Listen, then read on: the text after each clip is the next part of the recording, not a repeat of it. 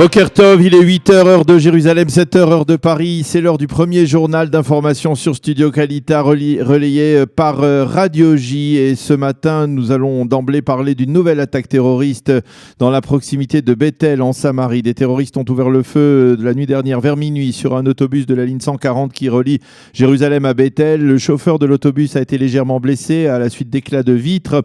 Les forces de Tzal ont entamé de vastes poursuites pour tenter de retrouver le ou les terroristes responsables de ce nouvel attentat à l'arme à feu qui ressemble étrangement à celui qui s'est produit il y a 2 mois au même endroit, dans les mêmes circonstances. Il convient de rappeler d'ailleurs que les terroristes de ce précédent attentat n'ont toujours pas été arrêtés, tout comme ceux de l'attentat devant Givat Assaf qui avait coûté la vie à 2 soldats israéliens, Yovel Moron Yosef et Yosef Cohen, Zichronam Livracha. De même, les terroristes responsables de l'attentat d'Ofra n'ont pas tous encore été retrouvés.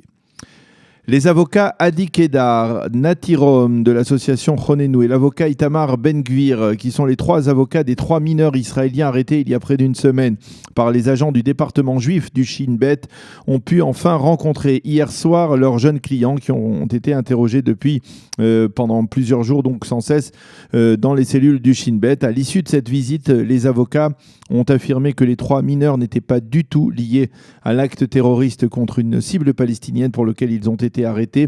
Selon les 3 avocats, le Shin Bet ne dispose pas de la moindre preuve de leur implication dans cet acte et la décision de les maintenir à l'écart pendant plusieurs jours sans pouvoir contacter ni même leurs avocats ni leurs familles était destinée à permettre au Shin Bet de les forcer à reconnaître, de forcer donc les jeunes à reconnaître leur implication, ce qu'ils n'ont pas fait.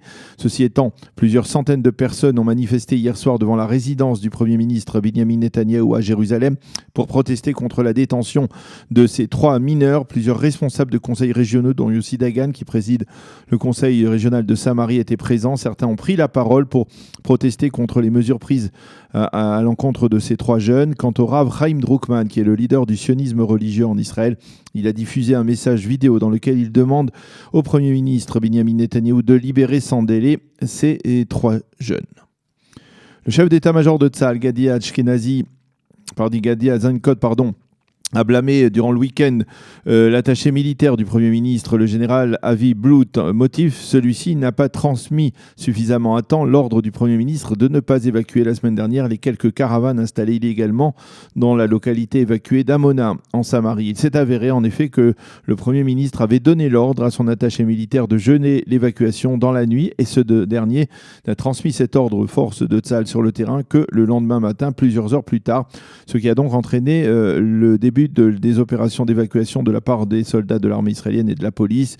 Une évacuation qui, on le sait par la suite, a dégénéré lorsque, bien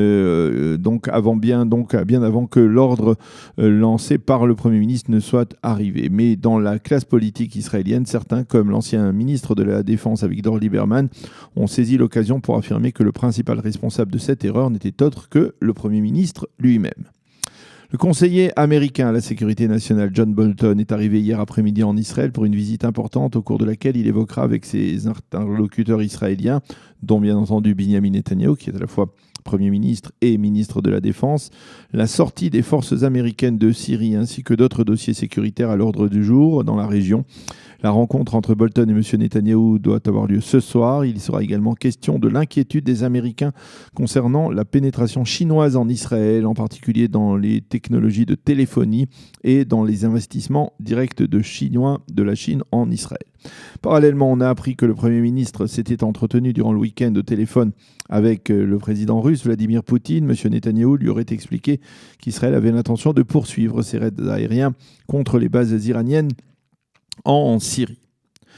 Mahmoud Abbas n'est pas content. Le Raïs palestinien continue de menacer si l'impasse actuelle dans le processus de paix ainsi que la construction dans les implantations se poursuivent, nous cesserons, a-t-il dit, la coordination sécuritaire avec Israël dans les territoires. Abbas a fait cette déclaration lors d'une conférence de presse qu'il a donnée vendredi au Caire. D'ailleurs, le Raïs a repoussé les affirmations selon lesquelles l'Égypte ainsi que d'autres pays arabes modérés auraient exercé sur lui des pressions afin qu'il accepte ou qu'il accepte de reconnaître la reconnaissance de Jérusalem comme capitale de l'État d'Israël par le président Donald Trump, une reconnaissance qui est intervenue, vous le savez, en décembre 2017. Mahmoud Abbas a également menacé de couper tous les liens entre l'autorité palestinienne et le pouvoir du Hamas à Gaza si le mouvement terroriste ne cessait pas d'empêcher la réconciliation entre les deux frères ennemis du mouvement palestinien.